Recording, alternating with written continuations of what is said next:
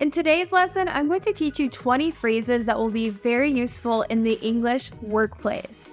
If you're in business or in another field, you'll find that all of these phrases are very natural and very common to hear amongst your coworkers as an alternative to just the simple basic phrases that you learned in English class.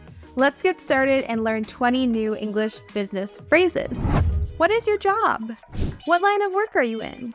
A very common way to ask someone what they do is to say, what line of work are you in? A line of work can be specific, like you could say, I'm a teacher, I teach English. Or you could say, I'm in education. You can be more broad or more general when answering this question, what line of work are you in? Did you get this approved? Did you get the green light? There are so many alternatives that you'll hear in the workplace instead of saying that you're waiting for approval. Instead, we can say, did you get the green light? This is like a stoplight turns green and then you can go. In the workplace, if you get the green light, you can start on a project or you can start on whatever task you were waiting to be approved. Another phrase that I like to use too is to say, have you gotten the go ahead yet? The go ahead means the approval. Can I have your information to contact you? Do you have a business card? If you are networking in business, you are always going to want to have a business card in the United States. It's the most common way to give out your information. One thing that is also becoming very common is to have a digital business card. This is a business card of your information on your phone that you can just send to someone quickly so that they don't lose the card or they don't lose the information. So instead of just asking for contact information, you can say, hey, do you have a business card? Especially if you're in a business networking situation. Can we meet again to talk about this? Let's schedule a meeting to discuss this further. Let's get some time on the schedule. Let's get some time on the books. A really nice formal phrase that you can use to schedule a meeting is you can say, can we schedule a meeting to discuss this further? This means right now I don't have time to talk about this important topic or this idea, but let's put it on a schedule so that we can have enough time to talk about it later. A more informal phrase that you can use is you can say, let's get some time on the books. The books would be your schedule, and this means let's get something on the schedule right now or in the near future. Can you tell me quickly about your business? Could you give me a brief overview of your company? Sometimes if you meet someone in the workplace or in a networking situation, you want to tell them a little bit about your business or your company. A good way to ask someone else about their business or company is to say, can you give me an overview or can you give me a brief overview? This is the exact same as saying a summary. Just what does your company do and what is your business like? Is it successful? Are you struggling?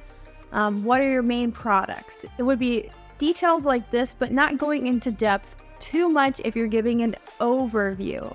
An overview is kind of like saying overarching, like give me a brief idea of what your company looks like. Do you like this idea? What are your thoughts on this idea? A very common way that you will be asked your opinion in the workplace is you will be asked, what are your thoughts? This means, do you like it? Do you dislike it? Do you have any problems with it? Someone might just ask your thoughts instead of just blankly saying, do you like this or do you hate this?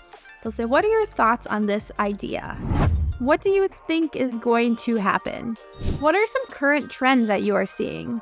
Many times in a business, especially a business that does sales or sells a product, you will have to do some predictions to guess what's going to happen in your market.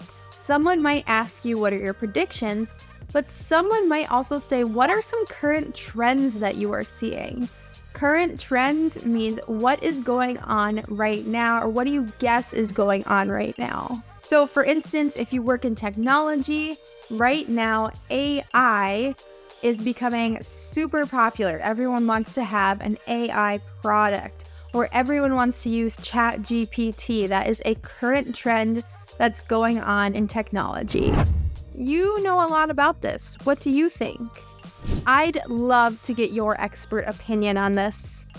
If you ask someone for their expert opinion on something, It's a really good way not only to compliment the person you're asking, you're calling them an expert, which means they know a lot about the topic or they have a lot of skills relating to your question, but it's also just a nice formal way to ask for some advice on something in the workplace.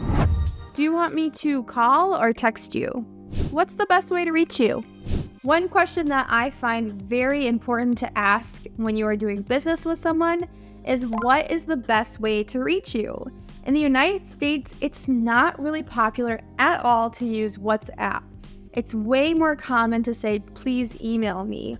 Or if you know the person a little bit better, then you'll ask for their phone number and they'll text you. But WhatsApp is not common at all, especially in the business workplace, because we don't always want to give someone our phone number right away when meeting them. Now, Jen is going to speak. I'm going to hand it over to Jen now. If you are at a big business meeting or a business conference where there is a speaker, maybe on a stage, or even just in a smaller room, one way that the speaker will transition to the next speaker or the person who's going to be talking to you next is they'll say they're going to hand over. They're going to hand over the talk to the next person. This just means maybe they're literally handing over a microphone or just handing over all of the attention. If you're watching the news in the United States, you'll hear the news reporters say this all of the time. Now I'm going to hand it over to Kayla and she'll tell you the weather. Can we talk later? Can we touch base later? A really common phrase that you'll hear at the end of a phone call in business English, or you'll see at the end of an email, is we'll touch base later. Or you can ask, can we touch base later? This means we need to check in quickly and talk about what's been going on just to make sure that everything is okay. So if you want to tell someone that you're going to call them or communicate with them later in the day, later in the week, or later in the month, however long you want it to be, you can say, we will touch base soon. I have to finish this project by Friday. The deadline is Friday. In business English, it's always important to be clear of your deadlines or when you need to finish a project. So instead of just saying, I need to finish it by, be clear by saying the deadline is Friday. That makes it very clear on what you're saying and when you'll finish a project or a task.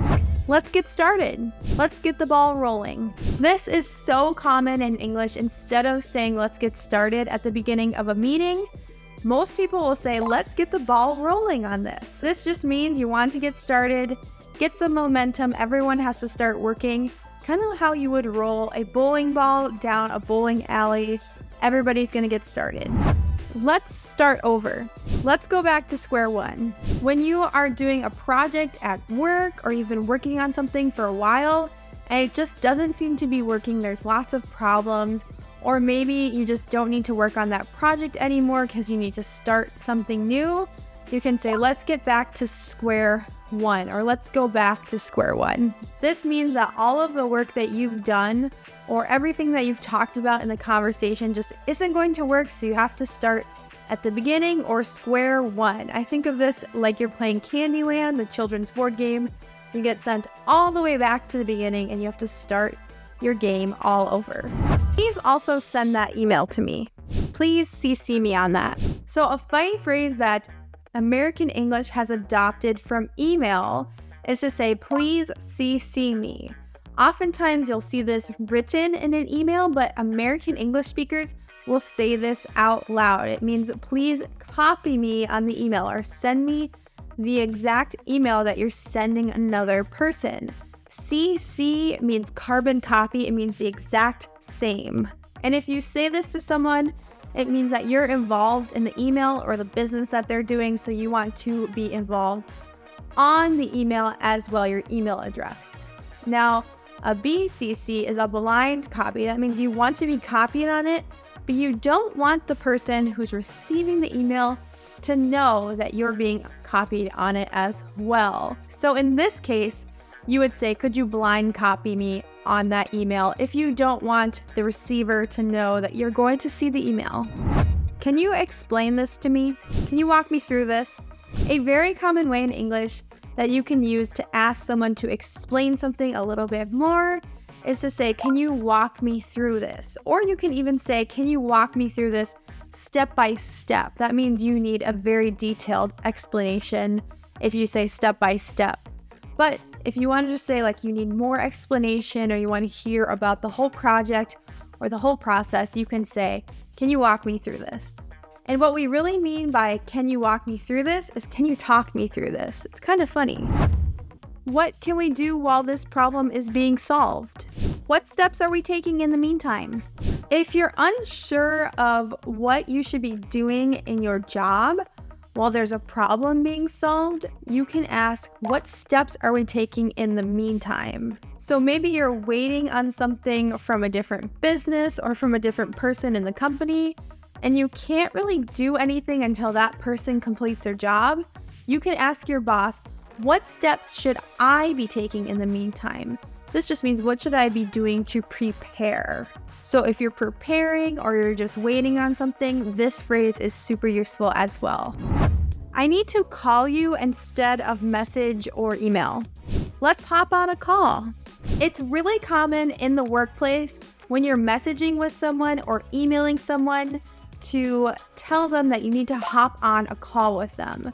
This means that what you're talking about is kind of getting complex, so it can't be conveyed in a text form anymore. You actually need to talk about it. And it's very polite to say, could we just jump on a call or hop on a call to talk about this? We should call some people and see if they want to buy from us. Let's go make some cold calls. A common phrase in business English when you are just calling people, seeing if they want to buy what you're selling, or you haven't talked to them before ever, you're not even sure if they're really interested in your product, you just got their number, is you are cold calling them. I had a job cold calling people, selling them different things, and it was a really difficult job because the people were not warm or not friendly at all because I was calling them and they were very unfamiliar with the business I was calling from. The 20 phrases that I taught you today will come up all of the time in the business workplace. You have now mastered 20 new phrases, so go out and use them in your daily English conversations. I'll see you guys in the next video. Make sure to visit EnglishWithKayla.com to take my English course. Goodbye!